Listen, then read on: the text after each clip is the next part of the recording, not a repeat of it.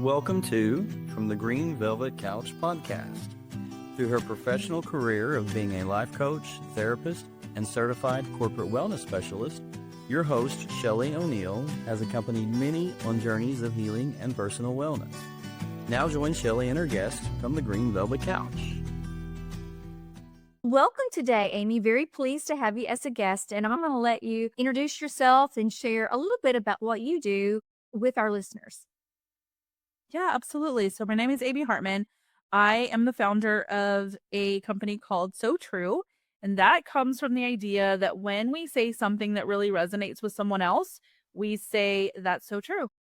We came up with that name because we are a podcast production agency, and one of the best ways to get podcasts to grow and for people to share what they've learned on podcasts and share the podcast is when things resonate. And so that is really my passion, is helping businesses start and grow podcasts so that they can reach their audience and get their message out to other people. And I see that as my legacy, to help other people spread the word and have a greater impact on their own audiences.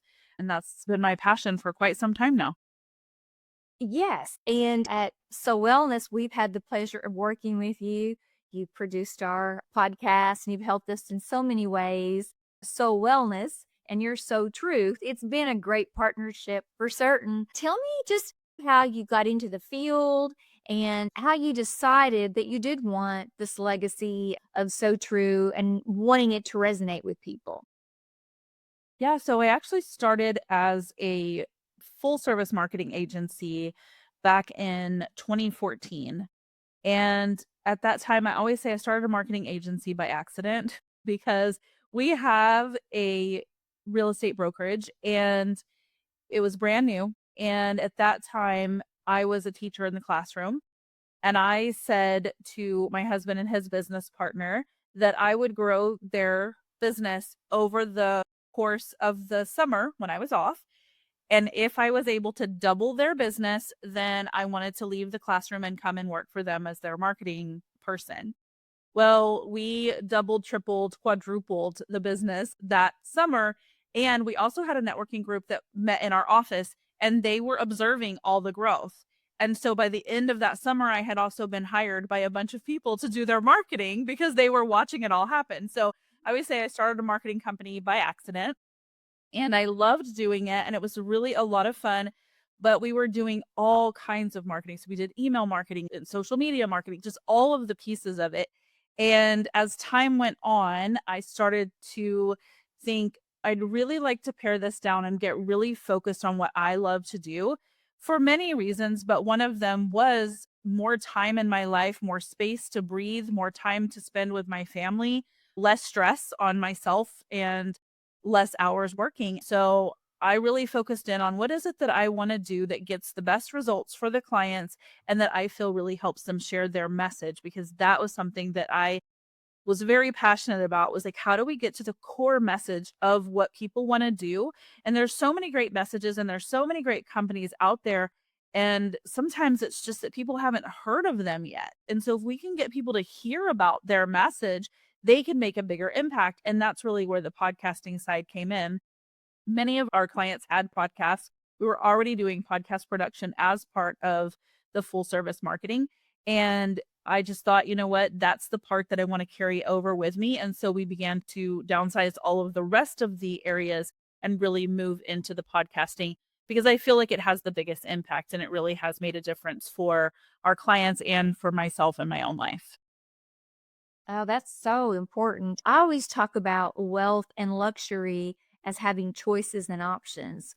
To me, it's great to have nice things, but really the power of making decisions that work for you and your life, that to me is real wealth. And I love how you were able to say, you can do all these things, but this is what I'm really passionate about. It's what I feel led to do. It's what I feel strongly about. Tell me a little bit about when you're working with companies and producing their podcast, what are some of the challenges, struggles, and then what are some of the moments that you went, yes, this is why I'm doing this? Yeah, thank you for asking that. The struggle sometimes is, I think, that this is a medium that does take a little bit of time. So it does take a few months for the episodes to be able to start having that impact. It is a medium that's a longer term goal. And so I think that sometimes when we don't have that immediate gratification, that's a struggle. But I think one of my favorite things is that when we hit that episode 20, episode 21, that's that sweet spot of not many podcasts make it there. And that's that sweet spot of, okay, now all the platforms start working for us. Those algorithms in the background, we don't love to talk about algorithms, but it's true.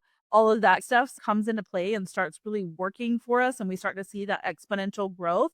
We start hitting those milestones. I think that's something that's really exciting because that begins to show that people are growing their impact. And I really feel like impact is such an important piece of what I do. And it's to be able to reach people. At the end of the day, it's to reach your audience. It's to, I call it a lot of times when we have guests, we're borrowing their influence to reach more people, to reach a bigger audience. And that's really so important to me. And then I think as we've hit some of those milestones with people, then we've been able to land some pretty big guests that they wanted to land, whether they're celebrities or not, just somebody who they were like, I really want this guest to be on my podcast. And we've reached out and it hasn't happened. And then as they begin to grow, we've landed those. And that's been a lot of fun to walk alongside people and just share in their excitement over the growth of something that they really truly believe in, the impact that they're having, the growth of communities. That's another thing I love to do is as we begin to grow, we take that audience and we say, okay, how can we turn this into a true community? Where do we want to gather? Are we gathering on social media? Are we gathering in a Facebook group? Are we gathering on Substack? Are we having events in person? Those things is where it starts to really get fun. So I love all of those moments. And there's so much skill and intentionality about starting a community, being a part of a community, leading a community. In working with very successful people, one of the things that I've been able to witness is when they have a sense of community, and it'd have to be a large community, it could be a very small community, but that always translates into support and success. So building your community in any industry, in any business is just huge. And I think that gets back to culture.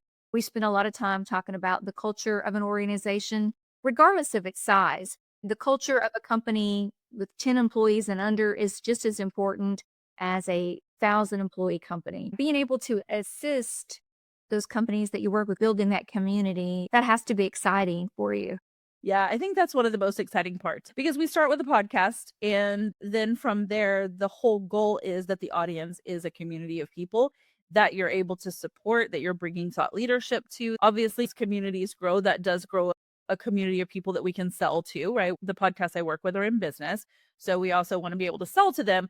But there's something really special when you start to turn that audience into a group of people who collaborate with one another, who have shared and common goals with one another. I just think there's nothing better about podcasting than that part. So, what's the future of podcasting? We talk a lot about AI, but what's the future of podcasts? It's a growing industry for sure. There's still so much to be explored. There's a lot of talk, of course, between do we have to have audio only? Can we do video? Where does it need to go? And I would say, you know what? Podcasting is an audio medium. Get out there and do a podcast. If you don't want to be on video, don't worry about it. Yes, we do see really good things from podcasts that have the video component, at least to put over on YouTube and also to use for social media. So I think that it will continue to grow as a medium. We will see some video coming in, but the AI piece is what's most interesting because a lot of people are trying to go, well, I could make my podcast an AI podcast. Well, right now, AI is not to the point to where you can put a voice out there and have people not go, wait, I think that's AI, or a video. You can tell. So we're not to that point yet. But also, one of the great things about podcasting, particularly podcasts that have guests, which we highly encourage, is that it's a conversation. And so you're not going to have a conversation via AI. So it's a chance for you to truly show up as yourself, for your audience to be able to resonate with the truth of what you're saying and know that it's not AI generated. And it's a long form medium, which allows more people to hear your full message, and it's evergreen. So people can hear from it now and in a month from now and a year from now. They can keep coming back to those episodes and listening to that content that you have. So I think it takes itself into the next level of where we're seeing social media flooded with AI images and AI messages. And we're seeing that in podcasting, it's still real people doing real things. The power of that connection, I think as humans, we're never going to lose that. Yeah, I hope not. Exactly. And I think we're designed to need that. And I think that when you're talking about health and wellness, I think that really is a huge component of it.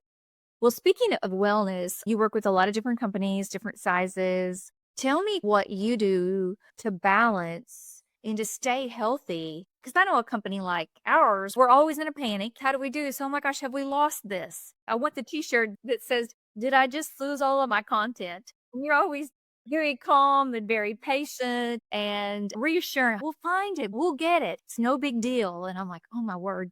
So tell me, what do you do to stay so grounded and to stay so patient and helpful?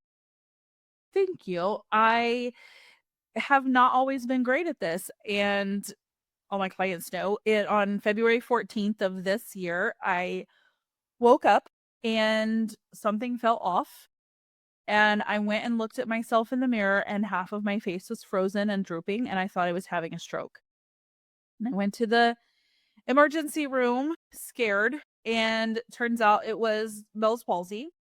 The neurologist who came in to talk to me and to explain to me what had happened, where this came from, why all this was going on with me, said, "You have got to bring your stress levels down. This is stress triggered." And I thought I was doing a really good job of controlling the stress because, like you explained, I am a calm person. I'm very much like everything is figure outable kind of person. We'll just walk through it. So I always thought that I was doing a good job of it. And turns out I wasn't. So I really had to take a step back in those following weeks that came because I also had some other health challenges going on at the same time. So I was in and out of the hospital a little bit. And I'm running a business. And while I was in the emergency room trying to figure out what was even going on, I called my daughter and I said to her, "Look, I've got a whole to-do list of things that have to happen today.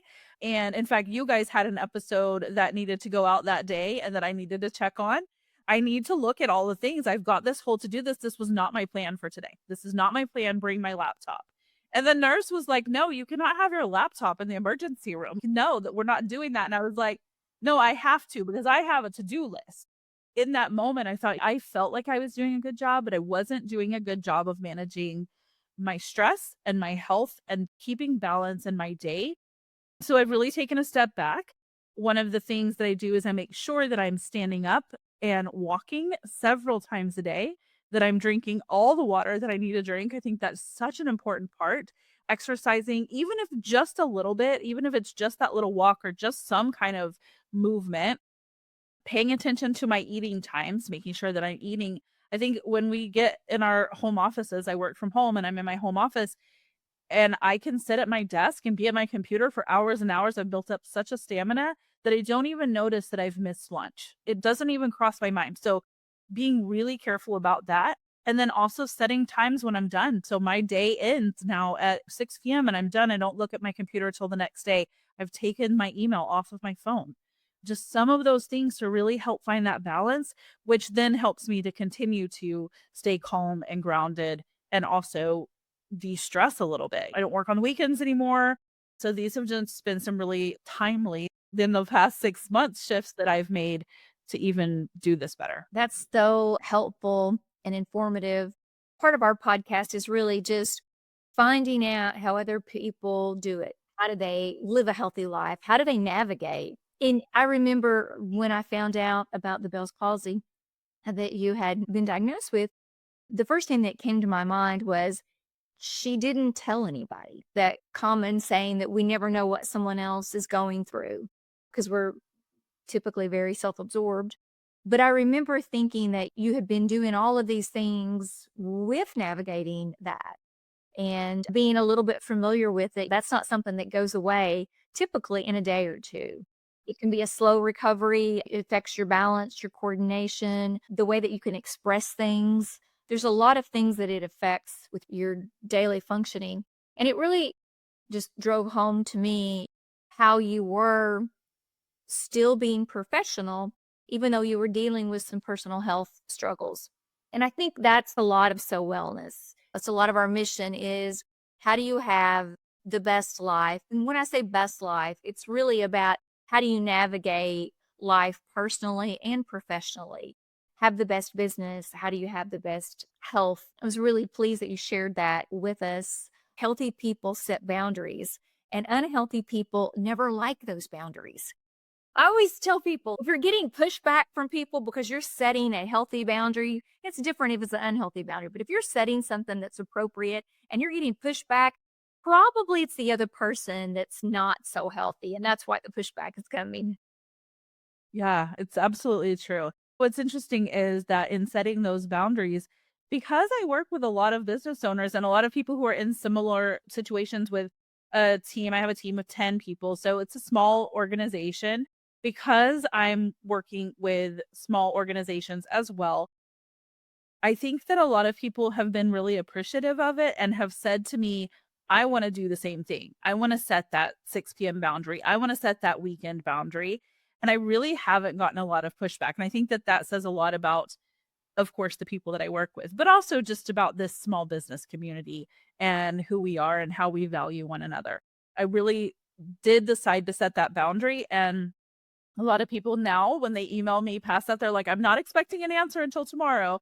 And I don't even see it, but they'll say that to me. And I think that that's something that has really been encouraging to me as I've just been on this new, we're not going to live in stress and we're going to do this in a professional way where we're still getting everything done, using our resources, delegating more efficiently. I've brought in another assistant to support this for me so that I can delegate more efficiently and not have to worry about it. So a lot of little changes, but they're adding up to quite a bit. And that really is what a wellness practice is, daily tips, suggestions, practices, things that you do every day that add up each day, each week, each month, each year.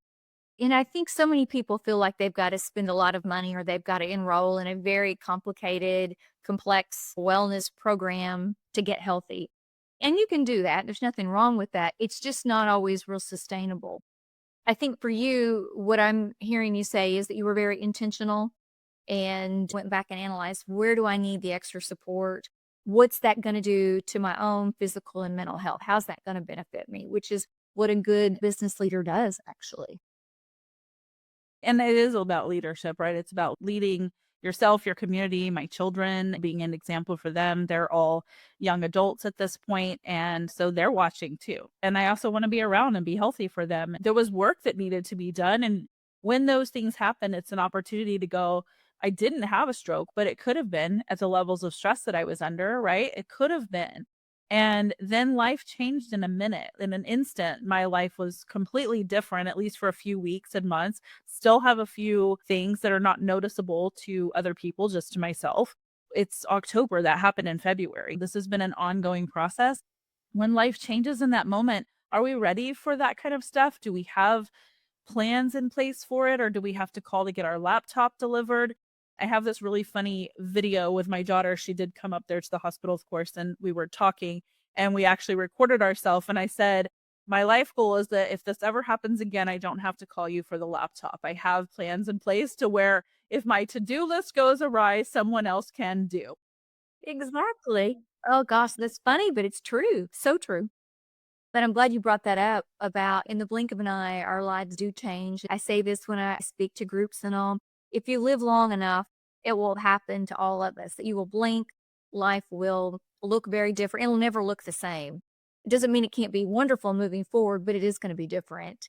And I think too, with the whole hustle culture, that particularly a few years ago, it was equated with success. If you were a successful business owner or business leader, then you had to be pretty accessible 24/7. The grind was a badge.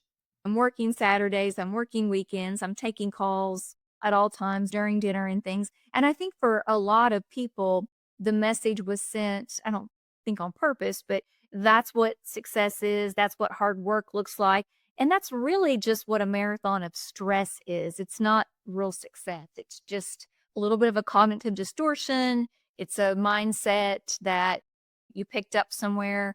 And I certainly dealt with that just I felt like if I'm going to get ahead, if this is going to be successful, if this is going to work, I've got to do all of those things at the sacrifice of hobbies, friendships, of physical health.